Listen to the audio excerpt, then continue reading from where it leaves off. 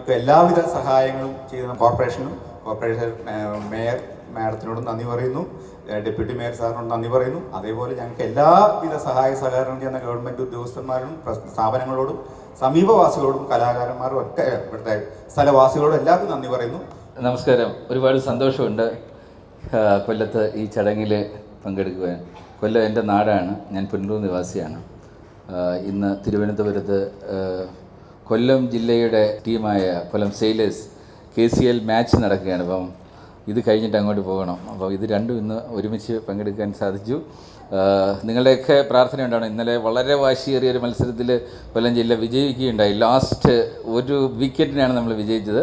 ഇന്നും തിരുവനന്തപുരവുമായിട്ട് ഏറ്റുമുട്ടുകയാണ്. പക്ഷേ ഇന്ന് ഈ വേദിയിൽ വന്നിരിക്കുന്ന കൊല്ലംകാർ മാത്രമല്ല, മലപ്പുറത്ത് നിന്ന് വന്നിട്ടുണ്ട്, എറണാകുളത്ത് നിന്ന് വന്നിട്ടുണ്ട്, പല ജില്ലയിൽ നിന്ന് വന്നിട്ടുണ്ട്. എന്നെ സംബന്ധിച്ചോളം നാടകം ഏതാണ്ട് 10 വയസ്സിന് മുൻപ് തുടങ്ങിയ ഒരു യാത്രയാണ്. ഞാൻ എൻ്റെ ആദ്യത്തെ സംവിധാനം നടത്തുന്നത് 5ാം ക്ലാസ്സിൽ പഠിക്കുമ്പോഴാണ്. അപ്പോൾ അതിനുശേഷം നാടകവേദിയിലേക്ക് പോകാതെ നേരെ സിനിമയിലേക്കാണ് പോയത്. പക്ഷേ എൻ്റെ റിയൽ പ്രൊഫഷൻ ഞാൻ ഷിപ്പിംഗ് മേഖലയിലാണ്.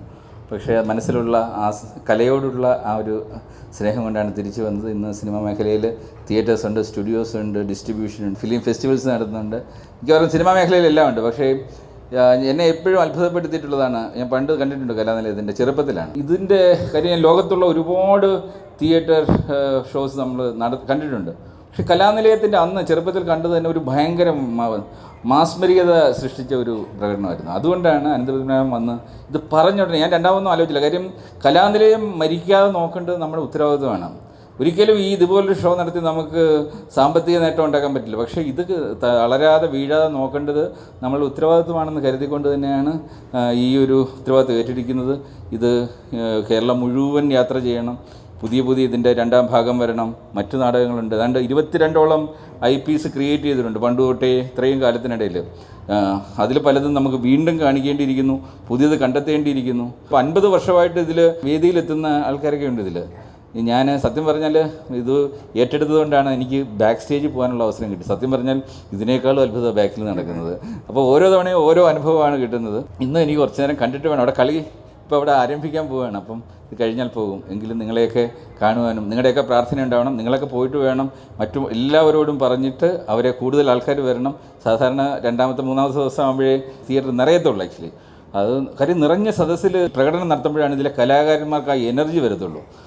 അത് നിങ്ങൾ കണ്ട് അനുഭവിക്കണം. ഭയങ്കര രസമാണ്. ഒരു മാജിക്ക് കണ്ടിറങ്ങുന്ന ഫീലാണ്. ഞാൻ സത്യം പറഞ്ഞ 3D ചിത്രം ബാഹുബലിയൊക്കെ കാണുമ്പോഴാണ് സിനിമാ വേദിയിലുള്ളവർക്ക് ഭയങ്കര സന്തോഷം വരുന്നത്. പക്ഷേ ബാഹുബലി ഒന്നുമല്ല, ഇത് കാണണം. പക്ഷേ ഇതിപ്പം പ്രോബ്ലം എന്താണെന്ന് വെച്ച് കഴിഞ്ഞാൽ ഇപ്പം തിയേറ്റർ ഷോസ് കാണുമ്പോൾ ഞാൻ കഴിഞ്ഞ ആഴ്ച ദുബൈയിലൊരു ഇന്ത്യയിൽ നിന്ന് വരുന്നൊരു വലിയ ഷോ ഭയങ്കര നിറഞ്ഞ സദസ്സിൽ നടക്കുകയാണ്. ഞാൻ അവിടെ പോയിരുന്നിട്ട് അരമണിക്കൂർ കഴിഞ്ഞപ്പോൾ ഇറങ്ങിപ്പോകുന്നു. കാര്യം കലാനിലയത്തിൽ കണ്ട മാജിക് എനിക്ക് ആ വേദിയിൽ കാണാൻ പറ്റുന്നില്ല. അത്ര മനോഹരമായിട്ടാണ് ഇവർ ഇത് ചെയ്യുന്നത്. നമുക്ക് ഓരോ സെക്കൻഡും ഇത് എങ്ങനെയാണ് ഇവർ ചെയ്യുന്നതെന്ന് തോന്നുന്നു. അങ്ങനെയാണ് ഞാൻ ബാക്ക് സ്റ്റേജിൽ പോയത്, എന്ത് നടക്കുന്നതെന്ന്. അവിടെ അതിലും വലിയ അത്ഭുതമാണ് കണ്ടത്. എനിവേ, നിങ്ങൾക്കാർക്കും അങ്ങോട്ട് പോകാൻ പറ്റില്ല. അതൊരു അത്ഭുത വേദിയാണ് അവിടെ. എനിവേ, അനുഭവിക്കുക. രക്തരക്ഷസ് നിങ്ങളുടെ മനസ്സിലേക്ക് പതിയട്ടെ. കലാനിലയം നിങ്ങളുടെ സ്വന്തമാണ്, നമ്മളുടെ സ്വന്തമാണ്. ഇതിനെ കൂടുതൽ ഉയരങ്ങളിലേക്ക് കൊണ്ടുപോകണം. നിങ്ങൾ കൊടുക്കുന്ന എനർജിയും നിങ്ങളുടെ സാന്നിധ്യവുമാണ് ഈ കലാകാരന്മാരെ വീണ്ടും തുടർന്നും വേദികളിലേക്ക് എത്തിക്കുവാനും. കാര്യം അവർക്ക് മറ്റു തൊഴിൽ കിട്ടാഞ്ഞിട്ടല്ല, പക്ഷേ ഇതിൽ നിന്ന് കിട്ടുന്ന സന്തോഷം അവർക്ക് കിട്ടുന്നില്ല. അവർക്ക് തുടർന്ന് പോകണമെങ്കിൽ നിങ്ങളുടെ സാന്നിധ്യം ഇവിടെ ഉണ്ടാവണം. തീർച്ചയായിട്ടും കൂടുതൽ നിങ്ങൾ ഒരാൾ 10 പേരെ ഇവിടെ എത്തിച്ചു കഴിഞ്ഞാൽ ഇത് ആ കലാകാരന്മാർക്കുള്ള ഏറ്റവും വലിയൊരു സഹായമായിരിക്കും. ഇനി നാടകം കാണുക, എൻജോയ് ചെയ്യുക. ബഹുമാനപ്പെട്ട മേയറെ വേദിയിലേക്ക് ക്ഷണിക്കുന്നു. ഏറ്റവും ബഹുമാന്യരായിട്ടുള്ള ഏജിസ് കലാനിലയത്തിൻ്റെ സ്ഥാപകനായിട്ടുള്ള രോഹൻ റോയ്സ്, അനന്ത പത്മനാഭൻ, ഏറെ ബഹുമാന്യനായിട്ടുള്ള ഡെപ്യൂട്ടി മേയർ, നാടകം കാണാൻ ഇവിടെ എത്തിയിട്ടുള്ള സിനിമ നാടക ആർട്ടിസ്റ്റായിട്ടുള്ള ഷമ്മി തിലകൻ സർ. ശരിക്കും പറഞ്ഞാൽ ഈ നാടകത്തെക്കുറിച്ച് ആധികാരികമായി സംസാരിക്കാൻ കഴിയുന്ന ഒരുപാട് വ്യക്തികൾ ഈ നാടകം കാണാൻ ഇവിടെ എത്തിയിട്ടുണ്ട്.